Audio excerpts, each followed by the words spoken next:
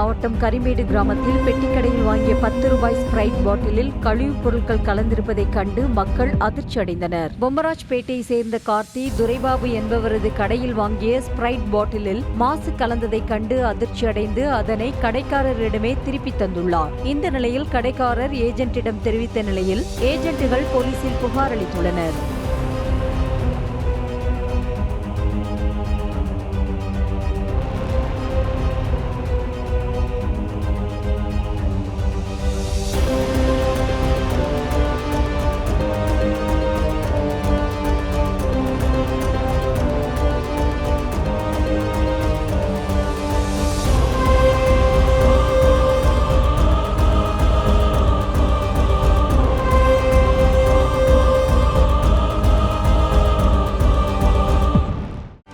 செய்திகளை உடனுக்குடனும் துல்லியமாகவும் தெரிந்து கொள்ள சப்ஸ்கிரைப் பண்ணுங்க.